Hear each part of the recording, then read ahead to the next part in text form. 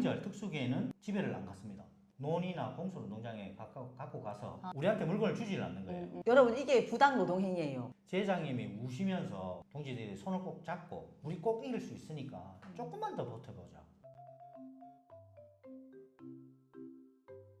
정혜경의 을들의 노래 세 번째 시간입니다. 인사드리겠습니다. 같이 인사죠. 반갑습니다. 반갑습니다. 오늘은 우리에게 편안하게 SNS로 주문을 해서 우리 집까지 물건이 배송이 오잖아요. 그 배송을 하고 있는 택배 노동자를 모시고 택배 노동자들의 삶에 대해서 알아보는 시간을 가져보도록 하겠습니다.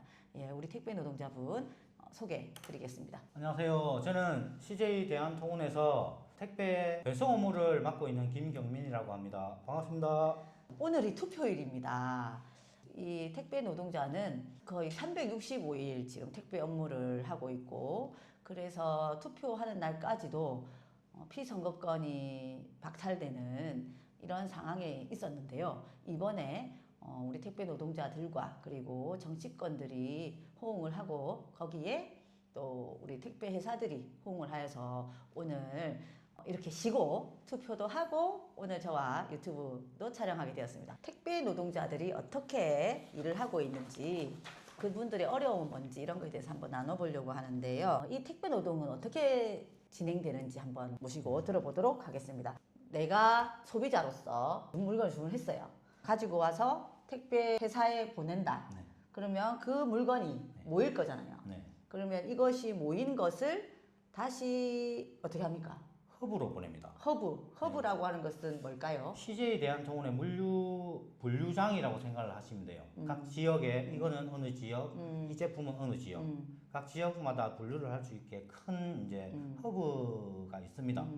그러면 거기서 지역별로 분류를 하고 거기서 이제 큰 차들이 내려. 그리고 이제 그걸 배송하는 거죠. 지금 현재 근무 환경은 아침에 출근을 해서 각 집으로 배송할 물건들이 레일을 타고 내려오면 분류 작업자들이 그거에 맞춰서 차량 앞에 적재를 해줍니다. 무분별하게 적재를 해주면 택배 노동자들은 그 물건들을 일일이 하나하나씩 스캔을 해서 차에 자기가 갈 순서대로 이제 적재를 하고, 모든 당일 내려오는 물건들의 하차가 끝나고 나면 이제 배송 준비를 하고 그 다음에 출차를 해서 각 고객의 집으로 그렇게 배송을 하는.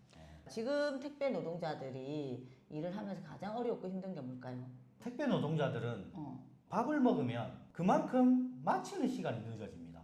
보통 보면 식사를 하고 배송을 가게 되면 구역별로 좀 상이한 부분이 있겠지만 퇴근 시간이 걸린다든지 애들 학교 시간이 걸린다든지 막 이런 것들이 걸리면 그러면 이제 엄청 늦어지지 이렇게 네. 되면. 그러면은 그럴 수도 있잖아요. 그러면은 11시 전에 식당이 있다거나 밥을 간단하게 먹고 나갈 수도 있는 거 아니야?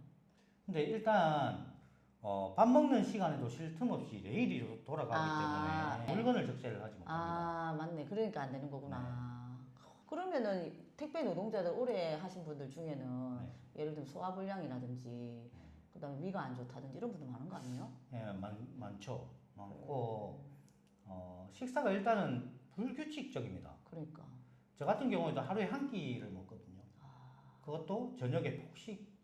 그러니까 안 건강하지요. 네. 근데 그렇게 하지 않고서는 식사 시간을 아예 기대할 수도 없으니까. 너무 심각하네, 근데. 네, 심각하죠. 일하는 시간이 길다 보니까 차 안에서 김밥 하나로 이동 중에 드시는 분들도 계시고, 가끔 배송하시다 보면 너무 배고프면 편의점에서 컵라면을 사와가지고 그렇게 드시는 분들도 계시고. 택배를 하시면 고객 이런 데서 오는 갑질 같은 거 뉴스가 보면 있잖아요. 네. 그런 거 혹시 경험한 적 있어요? 엘리베이터를 이용을 하잖아요. 근데 어떤 고객들은 택배기사가 엘리베이터를 왜 타냐? 걸어 다녀라. 25층 고층 아파트에 쌀을 몇 푸드씩 시키면서 걸어 다니라. 네네네. 그렇게도 얘기하시고, 엘리베이터 사용료를 내라 하시는 분들도 계시고, 그리고 주차 함부로 못하게 하고. 뉴스에서 보기만 봤는데 실제로 그렇게 있네요. 네, 있습니다.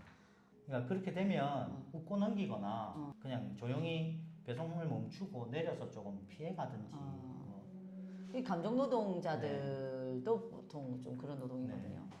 우리 소비자들이 편안하게 내 집 앞에서 그 물건을 받고 싶다면 사실 그런 사람들에 대한 노동에 대한 존중은 당연히 있어야 되는 것인데 이 유튜브로 보시는 분들이라도 우리 택배 노동자들의 노동에 감사하는 마음을 가지면 좋겠다 싶습니다.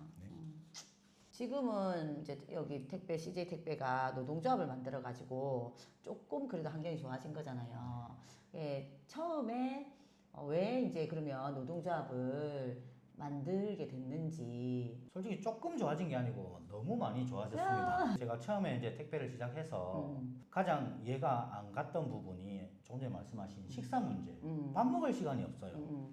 보통 첫 배송 시간이 오후 4시. 그게 이유가 택배사들은 그날 당일 받은 물량들을 당일날 다 소화시키기 위해서 2시고 3시고 계속 차를 내려보냈습니다. 그러면 뭐 이렇게 저렇게 하다 보면 밤 12시, 1시가 대부분이었고 그 일하면서 좀 서러웠던 적도 있는데 나는 하루 종일 밥을 먹지 못하고 분류 작업을 하고 첫 배송지라고 나가서 엘리베이터를 탔는데 저녁 찢는 냄새가 나요. 어떤 집에서는 김치찌개 냄새도 나고 뭐 된장찌개 냄새가 나고 그러면 서럽더라고요. 그래, 옥수스럽겠네. 네, 나도 먹고 살자고 일을 하는 건데 그래. 저분들은 따뜻하게 이제 저녁을 먹을 시간에 나는 첫 일을 하고 있으니 아, 충격적이다. 네, 그때 분류 작업이 명시화되지 있지 않았습니다. 택배 노동자들의 몫으로 돼 있었기 때문에 보통 6시부터 출근을 해서 새벽 6시. 그러니까 봐봐, 6시부터 새벽 1시까지 일인 거네. 네. 와, 진짜 심각했네.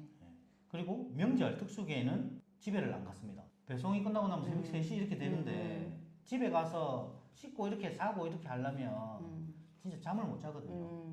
그러니까 아예 집에 안 갔겠네요. 네, 집에 안 가고 터미널에서 세상에. 차에서 자고. 그래서 저희가 이제 제일 하고 싶었던 게 빠른 출차. 빨리 물건 내려주면 빨리 받고 저녁을 가족들과 함께 한번 먹어보고 싶다라는 생각이 들었어요. 그래서 노동조합을 선택을 했습니다. 이제 쟁의권이라는 걸 얻어가지고 우리는 몇 시까지 내려오는 물건만 배송하겠다.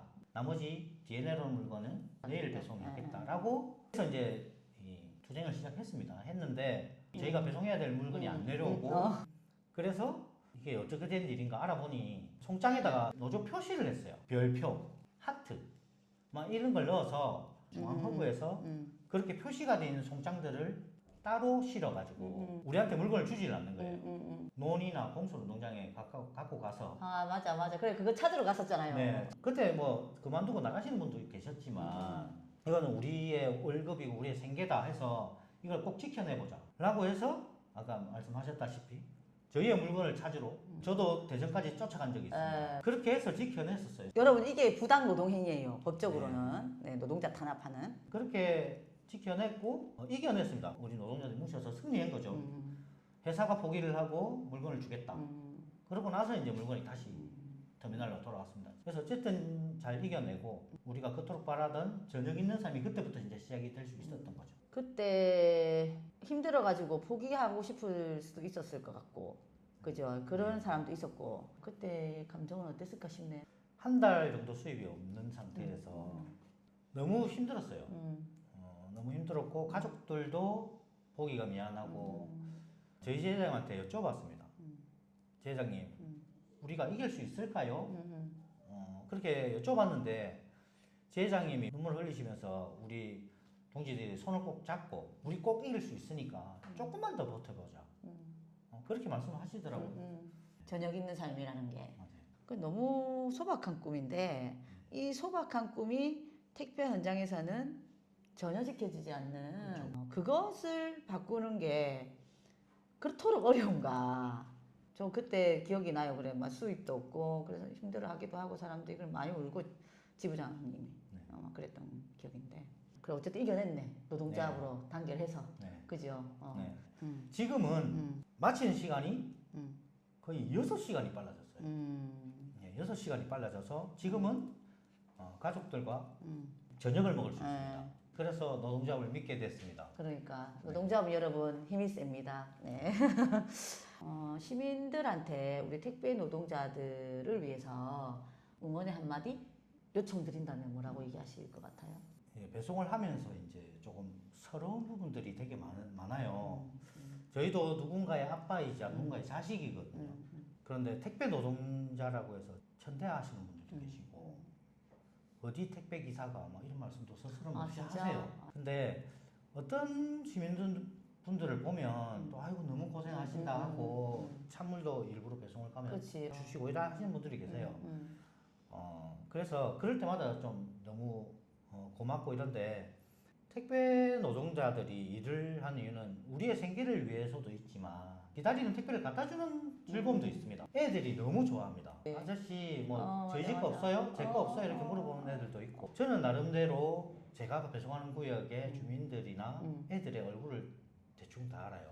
무슨 어려운 일이 생기거나 아니면 그런 도움을 필요할 때도 있습니다. 그러면 언제든지 도와줄 수도 있고 우리 동네 보안관처럼. 네, 네, 그런 경우도 있고 이러니까 나름 뿌듯하게 내가 배송하는 구역에 대한 그런 애정을 가지고 있습니다. 저희들 보면 뭐 수고한다 말하면 정도만 해도 저희는 뿌듯한 마음을 얻을 수 있어요. 네, 항상 수고해준다고 말씀해 주시는 분들한테 너무 감사하고 아이고 우리 아들도 이거 하는데 하시는 분들도 계시고 그런 분들 보면 악한 분들은 없는 것 같은데 어쨌든 서로의 조금의 불편함을 가질 수 있지만 조금만 이해해 주시면 택배 노동자가 생각하는 택배는 뭐뭐다.